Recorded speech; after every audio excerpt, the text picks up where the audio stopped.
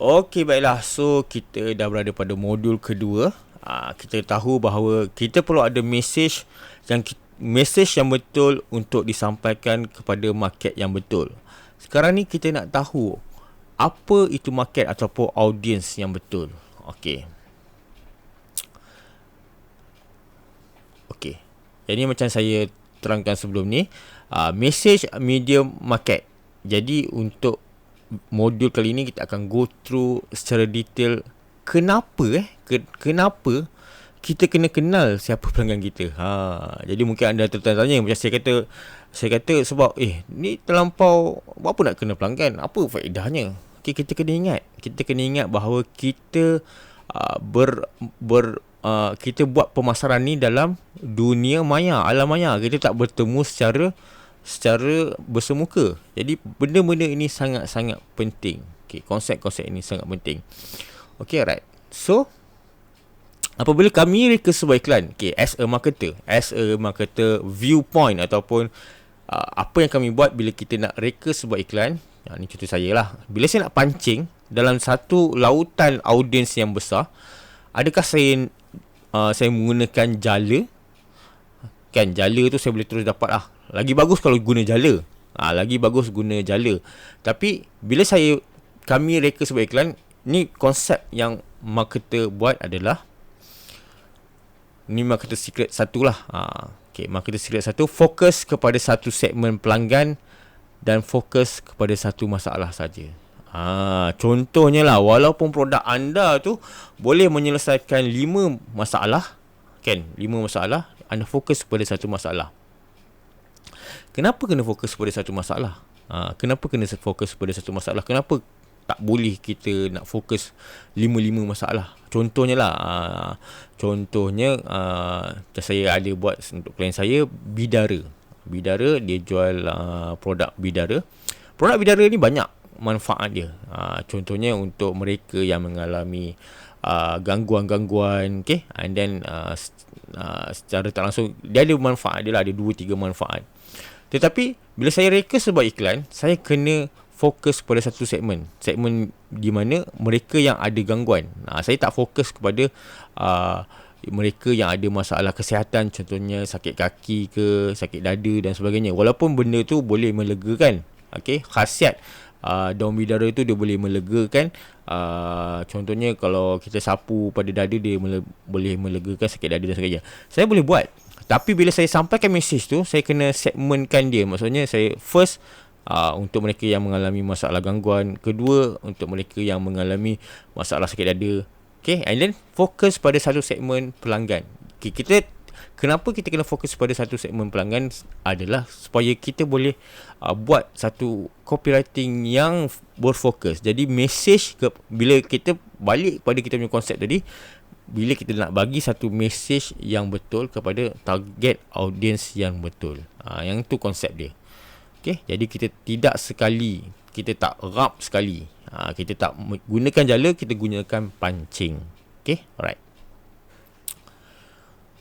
Jadi adalah konsep daripada seorang legendary copywriter, ataupun ni pun antara sifu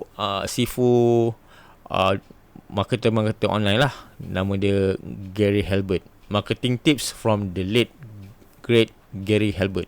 Okay, apa yang Gary Halbert ni tanya kepada ni ada konsep burger lah. Okay, konsep burger ni dia ada cerita yang ni cerita yang sangat-sangat famous. Okay, ni cerita dia. Marketing guru Gary Halbert will ask his student this question: if you and I both own a hamburger stand and we are in a contest to see who will sell the most hamburger, what advantage will you most like to have on your side? Dia kata, kalau katalah kita ni, dia tanya pada student dia. Dia kata kalau katalah kita ni kena buat dalam satu pertandingan kontes, macam mana kalau saya jual hamburger, kamu pun jual hamburger, macam mana kita nak, apa kelebihan yang saya perlu ada untuk saya dapatkan pelanggan. Okey, jadi dia katalah student-student dia kata, okey, dia kata ni ada yang letakkan sesame seeds, okay, and then lowest price and so on lah. Jadi student kata macam tu. Tapi Gary Halbert kata tak. I myself only want one advantage, and if you will give it to me, I will whip the pants off of all of you when it come to selling burger. Dia kata, saya perlukan satu sahaja kelebihan. Apa kelebihan dia perlu? The only advantage I want, a starving crowd. Okay. Dan Gary Halbert ni cakap, benda ni dia cakap sebelum adanya dunia internet. Starving crowd. Jadi macam mana kita nak cari kita punya starving crowd? Maksud Gary ni kata apa? Juallah burger tu kepada mereka yang lapar. Burger ni maksudnya makanan lah. Bila kita cari orang yang lapar, kan, makanan orang yang memang lapar, kita bagi je apa-apa, dia mesti nak beli. Okay. Jadi a starving crowd is an analogy for something every successful online marketer needs. Ini adalah keperluan di mana semua online marketer perlukan benda ni, starving crowd. Okay, jadi anda pun ada starving crowd anda. Jadi ingat konsep Gary Halbert, bukannya kita nak cari kelebihan dan sebagainya, kita kena cari audience. Dalam konteks ni dah Gary Halbert kata kena cari market yang betul. Okay, starving crowd kena cari market yang betul lah, yang audience yang perlukan kita, yang perlukan produk kita. Itu yang kita kena cari. Okay. So bagaimana nak dapatkan starving crowd ni? Okay, bagaimana nak dapatkan starving crowd? Okay, contoh kita produk kita krim kulit kanak-kanak. Okay, yang ni contohnya lah, kalau kita buat iklan krim kulit kanak-kanak, kita target wanita. Jadi target kita tu okey ke? Dia masih kabur lah. Okay, sebab krim kulit kanak-kanak, kan, krim kulit kanak-kanak. Kita pergi next, wanita yang sudah berkahwin, yelah kanak-kanak, mestilah anak dia. Elok sedikit tapi masih kabur juga. Nombor 3 ni, wanita yang sudah berkahwin yang punya anak 1 hingga 3 tahun. Yang ni okey, tapi anak 1 hingga 3 tahun ni dia makin spesifik, tapi boleh dijelaskan lagi. Macam mana cara nak jelaskan lah, wanita yang sudah berkahwin yang mempunyai anak 1 hingga 3 tahun yang ada masalah kulit.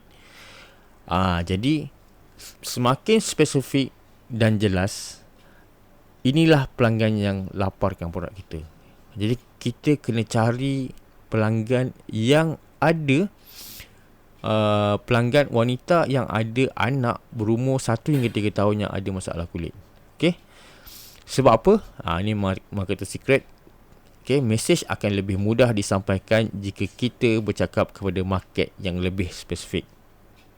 Okay, message akan lebih mudah disampaikan jika kita bercakap kepada market yang lebih spesifik. Jadi message ni apa? Message ni lah copywriting. Copywriting dan juga kreatif. So, dah tahu bagaimana untuk dapatkan starving crowd. Okay, jadi anda boleh tengok apa produk anda siapa target market anda boleh tengok buyer anda sebelum ni siapa, kebanyakannya daripada golongan mana, dan anda boleh tahu itulah starving crowd anda. Okay, itu berkaitan dengan market. Seterusnya kita akan pergi next video, kita akan pergi kepada apa yang dinamakan message. Ini penting lah. Message ni sangat-sangat penting, dan kita akan tahu bagaimana kita nak create copywriting yang terbaik untuk kita punya starving crowd ni.